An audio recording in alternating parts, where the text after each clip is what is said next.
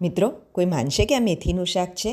તો ચાલો આપણે એકદમ નવી રીતે બનાવીએ મેથીનું શાક. એની માટે મેં અહીંયા આગળ 2 મોટી ડુંગળી લીધી છે, 1/2 કપ કાજુના ટુકડા છે, 1/4 કપ મગજતરી, વટાણા, 1 બંચ મેથીનું અને આદુ મરચાં લસણ લીધેલા છે. હવે આપણે સૌથી પહેલાં એક પેનમાં પાણી ગરમ કરી અને એમાં આપણી જે ડુંગળી છે એને મોટી મોટી કટ કરી લીધેલી છે એ એડ કરીશું. એની સાથે કાજુના ટુકડા પણ એડ કરી લઈશું. હવે મગજતરીના બી પણ આપણે અંદર સાથે એડ કરી લઈશું. આ એકદમ સરળ રીતે શાક બની જાય છે અને લોકો આંગળા ચાટતા રહી જાય એટલું સરસ ટેસ્ટી શાક બને છે. જો અહીંયા આગળ મેં 7-8 ઇલાયચી લીધી છે, 4-5 મરી લીધા છે, તજનો ટુકડો છે અને લવિંગ લીધું છે એક. અહીંયા આગળ આપણે આ જ એમાં મરચાં પણ ટુકડા કરીને આવા મોટા નાખી દઈશું.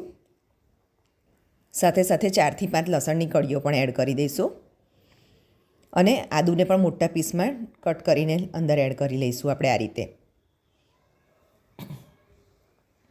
હવે આપણું પાણી પ્રોપર ઉકળે અને ડુંગળી બધી ચડી જાય એકદમ સરસ ત્યાં સુધી આપણે એને ઉકાળવાનું છે અને વધારે ઉકળી જાય અને ડુંગળી ચડી જાય એટલે પાણી વધારાનું ડ્રેઇન કરી લઈશું આપણે.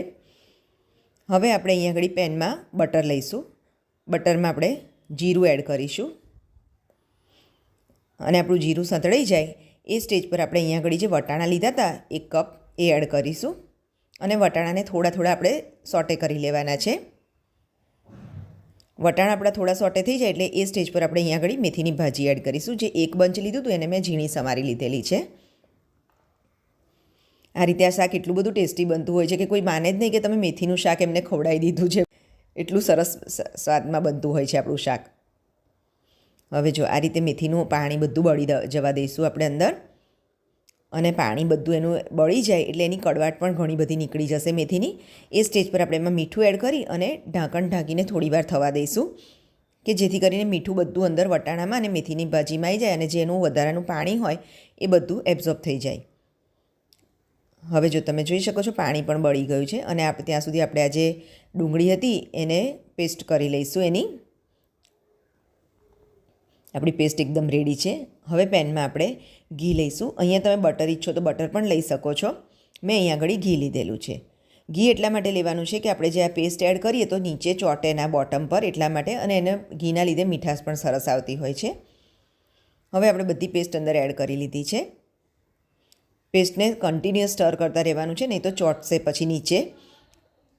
એટલા માટે એને આપણે કન્ટિન્યુઅસ સ્ટર કરતા રહેવાનું છે. હવે એમાં મીઠું એડ કરીશું સ્વાદ પ્રમાણે. અહીંયા ઘડી મેં એક બાઉલમાં મલાઈ લીધી છે, ઘરની મલાઈ છે. એને થોડીક હલાવી લઈશું આ રીતે રફલી કે જેથી કરીને સ્મૂથ પેસ્ટ બની જાય. હવે આપણે જે ડુંગળીની પેસ્ટ હતી તેમાં 1 બાઉલ પાણી રેડીશું અને એને હલાવતા રહીશું કન્ટિન્યુઅસ કે જેથી કરીને ચોટે નહીં અને સરસ સ્મૂથ પેસ્ટ આપણી જો રેડી થઈ ગઈ છે ને એવી જ બસ. હવે આ સ્ટેજ ઉપર આપણે અંદર જે મેથીની ભાજી અને વટાણાને સોટે કરીને રાખ્યા હતા એ એડ કરી લઈશું. એને હલાવી લઈશું, પ્રોપર મિક્સ કરી લઈશું. એને પ્રોપર હલાવતા રહેવાનું છે કારણ કે નહીં તો પછી નીચે ચોટશે એટલા માટે. અને આ સ્ટેજ ઉપર આપણે હવે અહીંયા આગળ જે મલાઈ આપણે રાખી હતી સાઈડે એ એડ કરી લઈશું અને એને પણ હલાવતા જઈશું. મલાઈ એડ કર્યા પછી ગેસની ફ્લેમ બહુ વાર ચાલુ નહીં રાખવાની આપણે કારણ કે નહીં તો પછી ઘી જ છૂટશે એમાંથી.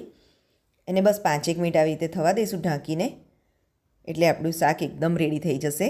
તો મિત્રો, આ રેસીપી તમને કેવી લાગી મને જણાવજો અને મારી ચેનલને લાઇક, શેર અને સબસ્ક્રાઈબ કરવાનું ના ભૂલશો.